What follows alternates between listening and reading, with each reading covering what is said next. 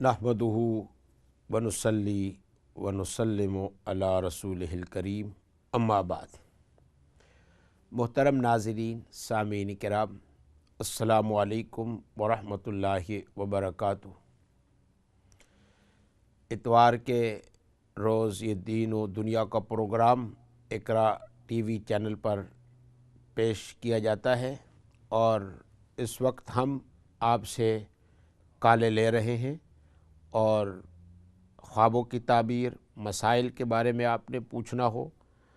مسئلے کی تحقیق ہو، کوئی رائے ہمارے ساتھ شیئر کرنا چاہیں، انگلش میں ہو، اردو میں ہو، آپ ہمارے ساتھ رابطہ قائم کر سکتے ہیں۔ اس وقت ہم ایک کال لیتے ہیں۔ السلام علیکم ورحمۃ اللہ وبرکاتہ۔ وعلیکم السلام ورحمۃ اللہ وبرکاتہ۔ مولانا صاحب، میرے 2 سوال ہیں پلیز۔ جی میرا فرمائیے۔ ایک پہلا سوال، جو آپ دعا کا ذکر کر رہے ہیں، تو ہم اللہ کو تو مانتے ہیں لیکن اللہ کی نہیں مانتے۔ جو مسلمانوں کا سب سے بڑا المیہ یہ ہے کہ کہتے تو ہیں کہ ہم مسلمان ہیں، لیکن جو اللہ تعالیٰ کا حکم ہوتا ہے اور اللہ تعالیٰ کے جو احکامات ہیں اس پر عمل نہیں کرتے اور اس کی نہیں مانتے۔ جی اللہ کو تو مانتے ہیں۔ جی تو اس سے سب سے بڑا ہمارا جو المیہ ہے یہ آج مسلمانوں کا یہی ہے۔ تو ایک تو یہ میرا سوال ہے کہ اس کے اوپر روشنی تھوڑی ڈالیں، اور دوسرا میرا یہ سوال ہے کہ تاریخ میں بہت بڑے بڑے جو بزرگ گزرے ہیں، وہ حدیث، فقہ اور جو طریقت اور معرفت اور ہر چیز کا ان کے پاس اتنا زیادہ علم کا خزانہ تھا کہ مطلب کہ کوئی پی ایچ ڈی کر کے کوئی کتنا بھی بڑا نالج حاصل کر دے، وہ ان تک نہیں پہنچ سکتا۔ جس طریقے سے وہ ایک جملے میں اسلام کی وضاحت کر دیتے تھے کہ وہ آپ کی جس طرح سمندر میں کوئی غوطے کھاتا ہے، اس طرح انسان ان کے علم سے اتنا مستفید ہوتا تھا کہ جس کا کوئی حساب ہی نہیں ہے، عام اسکالر کے بس کی بات ہی نہیں ہے۔ تو جیسے ایک بہت بڑے جو ہمارے بزرگ گزرے ہیں بہت زیادہ، جیسے شیخ عبد القادر جیلانی ہیں یا دوسرے جو بزرگ بہت بڑے بڑے بزرگ گزرے، تو وہ کہتے ہیں کہ دنیا جو ہے وہ ایک طوفان کی طرح ہے، اور اسی انسان کی کشتی جو پار لگے گی، جیسے وہ اپنے ایک شعر میں کہتے ہیں کہ اسی انسان کی کشتی جو ہے وہ پار لگے گی جو مخلوق خدا سے پیار کرتا ہے اور مخلوق خدا کے لیے سب کچھ کرتا ہے۔ جی تو اس طرح کا وہ فلسفہ بیان کر دیتے ہیں، جو کہ مطلب اتنے بڑے بڑے صوفیاء گزرے ہیں، لیکن ظلم کی یہ بات ہوئی کہ ان کے جو کرامات تھی ان کو شرک سے جوڑ کر تو مطلب ان کے ایک پیچھے دھکیل دیا گیا۔ تو ہمیں درمیانی راستہ اختیار کرنا چاہیے اور اس کے لیے کچھ کرنا چاہیے، کیونکہ وہ لوگ جو تھے وہ اتنا عشق اور معرفت کی اور اللہ تعالیٰ کے ساتھ اتنا پیار اور لگاؤ اتنا انسان کا بڑھا دیتے تھے کہ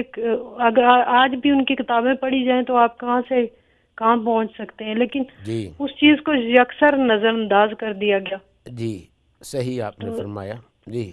تو بہت شکریہ آپ کا۔ تو اس کے میں یہ نہیں کہتی کہ ہمارے علماء کرام جو ہیں ہمارے خزانے،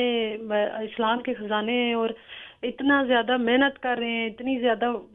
کر رہے ہیں، لیکن ان سے بھی مستفید ہونا چاہیے، کیونکہ جو ہماری تاریخ میں ہم لوگ ان کو نہیں پہنچ سکتے چاہے ہم کتنی بھی کوشش کریں، لیکن ان کی جو تعلیمات ہیں، جو اتنا عشق کا جذبہ جو اللہ تعالیٰ کے ساتھ اور نبی کے ساتھ عشق جو تھا وہ اتنا زیادہ کر دیتے تھے کہ انسان جو ہے وہ سب کچھ چھوڑ کر پھر اللہ کے ساتھ اور نبی کے ساتھ لگاؤ رکھتا تھا۔ تو ان کی تعلیمات کو شرک سے جوڑ کر تو پھر یہ اتنا بڑا ظلم کرنا، اور جی میں صحیح، اس کے اوپر تھوڑی روشنی ڈال دیں۔ جی انشاءاللہ بہت ضرور۔ شکریہ۔ جزاک اللہ۔ آپ نے بہن ہمارے ساتھ اس مجلس میں کال کی ہے اور اپنی رائے سے آپ نے سامعین کو متوجہ کیا، تو یہ بات آپ کی درست ہے کہ اللہ تعالیٰ کو تو ہم مانتے ہیں، اللہ تعالیٰ کو ماننا چاہیے، اور اللہ کو مانے بغیر انسان مسلمان نہیں ہو سکتا، یہ ایمان کی ایک جڑ ہے۔ اللہ تعالیٰ کو بھی مانتے ہیں، اور اللہ تعالیٰ نے کچھ ہمیں احکام دیے ہیں، ان پر بھی ہمیں عمل کرنا چاہیے۔ اور یہ تب ہوگا کہ اللہ کا خوف ہم اپنے دلوں کے اندر رکھیں۔ اب دیکھیں قرآن پاک میں کتنی دفعہ ہے اتقوا اللہ متقین للمتقین، کتنی دفعہ ہر حکم کے بعد اللہ تعالیٰ تقوی کا ذکر فرماتے ہیں، ڈرنے کا ذکر فرماتے ہیں۔ اتقوا اللہ حق تقاتہ، کہ فرمایا جس طرح ڈرنے کا حق ہے۔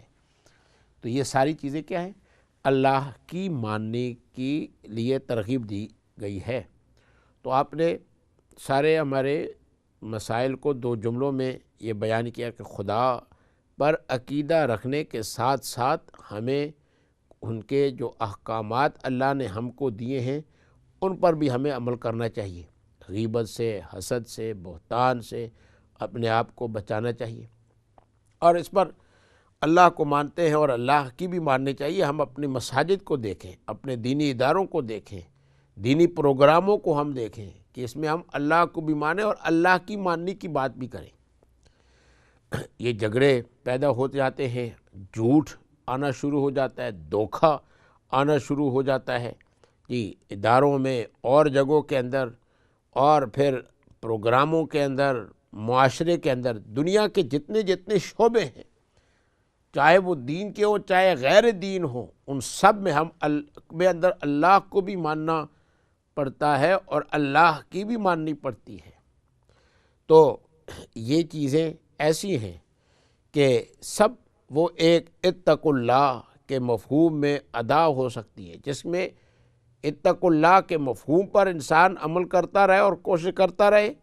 تو انسان اللہ کو بھی مانے گا، اور اللہ کی ماننے کا جذبہ انسان کے اندر یہ پیدا ہوگا۔ تو ہمیں دعا کرنی چاہیے اپنے لیے۔ انسان باقی دنیا کو چھوڑ کر ہم میں سے ہر ایک، مثلاً میں جو آپ سے گفتگو کر رہا ہوں، میں سب سے زیادہ اس چیز کا محتاج ہوں۔ ہم دوسروں کو کہنے کے بجائے ہم خود اپنی ذات کے متعلق سوچیں، میں کتنا خوف رکھتا ہوں، کتنا اللہ کا ڈر رکھتا ہوں، کتنا میں تقوی اختیار کر سکتا ہوں، کتنا میں اللہ کو مانتا ہوں، کتنا میں اللہ کی مان رہا ہوں۔ تو انسان غور کرے، تجزیہ کرے، تو انسان کو خود بخود یہ فکر پیدا ہو جائے گی کہ میں اللہ کی جس طرح ماننی چاہیے کیا میں اس طرح مان رہا ہوں کہ نہیں، کتنا میں جھوٹ بول رہا ہوں، یا جھوٹ سے میں کتنا اپنے آپ کو بچاتا ہوں، کتنا میں سچ بولتا ہوں، کتنی جگہوں پر مجھے سچ بولنا چاہیے اور میں نہیں بول رہا ہوں، کتنی دفعہ میں دھوکہ دے رہا ہوں، اپنی بات کو کھل کر نہیں دے رہا ہوں، اور دوسرا میرے عمل سے کیا کچھ سمجھ رہے ہیں اور کیا کچھ سمجھ نہیں رہے۔ یہ ساری چیزیں ہمیں سوچنی چاہیے، اس پر غور کرنا چاہیے۔ ہم دنیا کے جس معاشرے کے اندر ہوں، جس ماحول کے اندر ہوں، جن جگہوں کے اندر ہوں، اور یہاں برطانیہ میں آپ دیکھ رہے ہیں کہ مساجد میں کیا ہو رہا ہے، جھگڑے ہو رہے ہیں، فساد ہو رہے ہیں، فلاں مسجد بند ہو چکی ہے، فلاں مسجد بند ہو چکی ہے، اور کہیں بند نہیں ہوئی تو وہاں پر بھی یہ مسائل پیدا ہوتے جا رہے ہیں، لوگوں کے درمیان، ائمہ کے درمیان، مقتدیوں کے درمیان، ٹرسٹیوں کے درمیان۔ یہ ساری کی ساری چیزیں یہ کیا ہے؟ یہ خوف خدا سے دوری کی بات ہے، خوف خدا کو سامنے نہ رکھنے کی بات ہے کہ ہر موقع پر، ہر جگہ پر ہم ایسی چیزوں کو لے کر کے آ رہے ہیں۔ تو اللہ کو بھی مانے اور اللہ کی ہی مانے، جس طرح ہماری بہن نے یہ بعض باتوں پر جو تبصرہ فرمایا۔ اور دوسری بات جو بہن نے ذکر کی اس پر میں تبصرہ کرتا ہوں کہ تاریخ کے اندر مشائخ جو گزرے ہیں، تو آپ نے فرمایا کہ ایک جملے میں اسلام کی وضاحت کرتے، یعنی اس کا معنی یہ ہے کہ ایک لفظ میں وہ مسائل کا حل پیش کرتے ہیں، وہ چیزوں کی حقیقتوں کی تھیورائز کر لیتے تھے، معاملات کو دیکھا اور معاملات کے دیکھنے کے بعد اس سے ایک اصول، ایک جملہ، ایک لفظ چن کر وہ پوری کی پوری حقیقت کو کھول دینا، یہ ان کا مقام تھا۔ یہ اللہ کے ساتھ جو ان کا تعلق اور اپنے علم پر جو عمل کر رہے تھے، یہ وہ نور ہے جو علم کے بعد عمل کی وجہ سے جو پیدا ہوتا تھا۔ تو بزرگان دین کے علوم سے فائدہ حاصل کرنا چاہیے، اور انہوں نے جو تھیریاں پیش کی ہیں، انہوں نے جو مثالیں پیش کی ہیں، اور دنیا کے مسائل پر جو حل پیش کیے ہیں اپنے ماحول کے لحاظ سے، ان کو سمجھنے کی ضرورت ہے، اور ان کو سمجھنے کے بعد ہمیں اپنی زندگی میں اس موجودہ دور میں ان کو فٹ کرنے کی ضرورت ہے، اور سمجھانے کے لیے ہمیں جو ہے اس سے استفادہ حاصل کرنا چاہیے۔ اور انگلش کا ایک بڑا مشہور فریز ہے، "You can't be a giant if you don't climb on the shoulders of the giant"۔ آپ ایک بہت بڑی چیز پر اوپر جانا چاہتے ہیں، کیسے آپ جائیں گے؟ نیچے تو بیٹھے ہوئے۔ لیکن اگر آپ بلندی پر جانا چاہیں تو ایک بلند جائنٹ جو اونچا ہو، اس کے دامن پکڑ لیں، اس کے اوپر چڑھیں، اس کے کندھوں پر آپ سوار ہو جائیں گے تو آپ اونچے ہو جائیں گے، ورنہ نیچے ہی رہیں گے۔ تو یہ مطلب ہے کہ بزرگان دین جو گزرے ہیں، انہوں نے دین کی تشریحات کی ہے، مسائل کی تشریحات کی ہے، مسائل کو غور کیا ہے، دنیا کو دیکھا، دنیا کے سمجھا، اور دنیا کے مسائل پر غور کیا، اور دنیا کے مسائل کے غور کرنے کے بعد پھر انہوں نے اپنی سوچ سے اور عقل سے اور عمل کی روشنی سے اور تقوی کی طہارت سے مسائل کا حل پیش کیا، تو اس سے ہمیں فائدہ حاصل کرنا چاہیے۔ اور خاص طور پر شیخ عبد القادر جیلانی نور اللہ مرکزہ کی تعلیمات اور ان پر عمل، اپنے وقت کے بہت بڑے صوفی بزرگ اور ان کے مسائل، ان کی تشریحات، ان کی کتابوں سے استفادہ، ان کی مجالس، اور ان سے اہل علم نے جو علم حاصل کیا، اس سے فائدہ حاصل کرنے کی ضرورت ہے۔ ایک اور چیز جس میں فرمایا کہ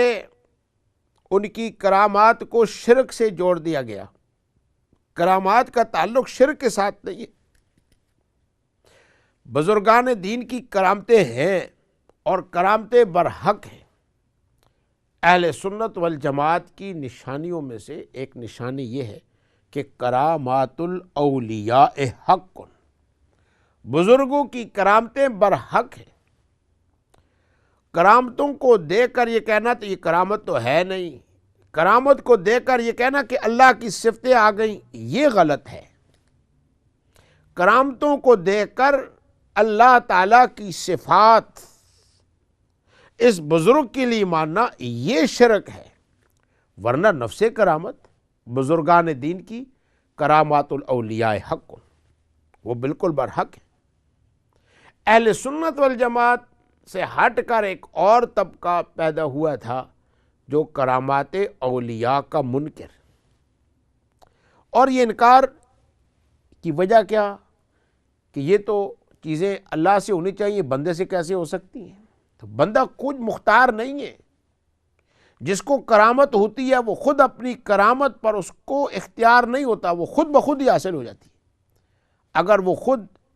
اس کرامت کو ظاہر کرنا چاہے تو اس کے اختیار میں نہیں ہوتا، وہ خود بخود اس کے لیے یہ کرامت بزرگ کے لیے ظاہر ہوتی رہتی ہے۔ تو اس کے ظاہر کرنے پر بھی صاحب کرامت کو اختیار حاصل نہیں ہوتا، اور اس کے لانے پر بھی نہیں، اس کے ہٹانے پر بھی نہیں۔ امام ابو حنیفہ اعظم، امام ابو حنیفہ رحمہ اللہ تعالیٰ کی کرامت یہی تھی کہ جو شخص وضو کرتا تھا اور حضرت امام صاحب گزرتے تھے اور سامنے دیکھتے تھے، تو کسی نے وضو کیا اور وضو کرنے کے بعد جو پانی گرا، تو اس گرے ہوئے پانی کے اندر جو انسان کے گناہ گر جاتے ہیں، امام اعظم ابو حنیفہ نعمان بن ثابت رضی اللہ تعالیٰ عنہ کو وہ نظر آ جاتے تھے۔ اب ان کی خواہش یہ ہوئی کہ یہ مجھے نظر نہ آئے، کہ ایک نیک شخص جس کے بارے میں میرا اچھا گمان، اور میں دیکھ لیتا ہوں کہ یہ فلاں گناہ کے اندر ہوا، فلاں جو اس کے بارے میں میں خبریں نہیں جاننا چاہتا، وہ میرے سامنے ظاہر ہو جا رہی ہیں، اور بدگمانی بھی پیدا ہونے کا خدشہ پیدا ہو جاتا ہے کہ بھائی یہ آدمی جو ہے نا وہ ایسے ایسے گناہ کرتا ہوگا۔ تو امام ابو حنیفہ رحمہ اللہ تعالیٰ نے اللہ تعالیٰ سے دعا کی کہ پروردگار عالم، یہ جو کرامت ہے یہ مجھ سے لے لے، اس لیے کہ یہ میرے لیے ایک تکلیف کا ذریعہ ہے، بدگمانی پیدا ہو رہی ہے، شاگرد آتے ہیں، طلباء آتے ہیں، عقیدت مند لوگ آتے ہیں، چاہنے والے آتے ہیں، میرے سامنے وضو کرتے ہیں اور ان کے وضو کے اندر ان کے گرے ہوئے گناہ ظاہر ہو رہے ہیں۔ تو کرامات الاولیاء حق، اولیاء کی کرامتیں برحق ہیں، یہ اہل سنت والجماعت کا عقیدہ ہے، یہ مسئلہ ہے۔ فلاں بزرگ نے ایک اشارہ کیا اور سارا کام ہو گیا، فلاں بزرگ نے ایسا دیکھا اور بتا دیا، غیب کی خبر بتا دی، تو یہ شرک نہیں ہے۔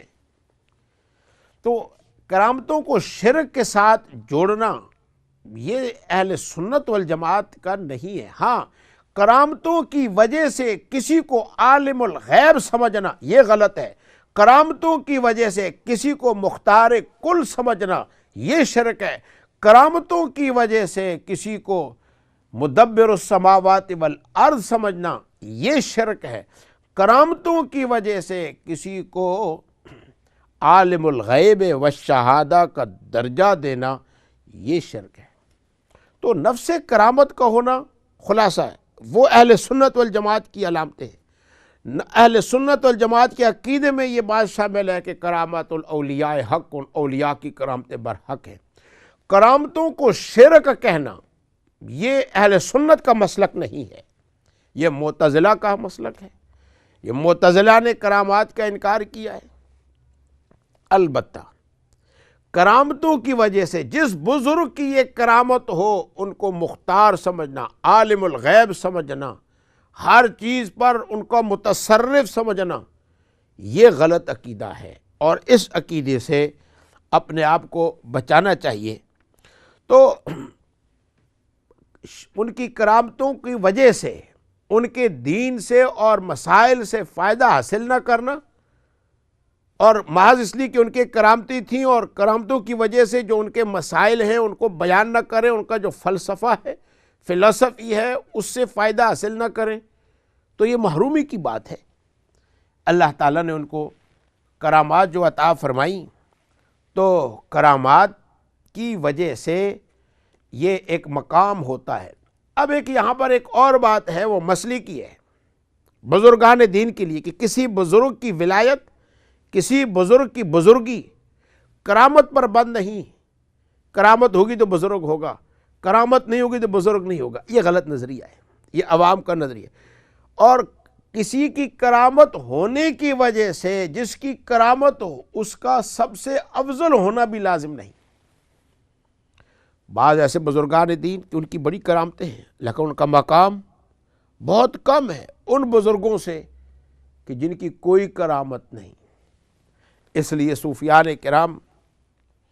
اپنی تعلیم میں یہ ہدایت جاری فرماتے ہیں کہ اطلب الاستقامت ولا تطلب الکرامت، اللہ تعالیٰ سے استقامت مانگو، کرامت نہ مانگو،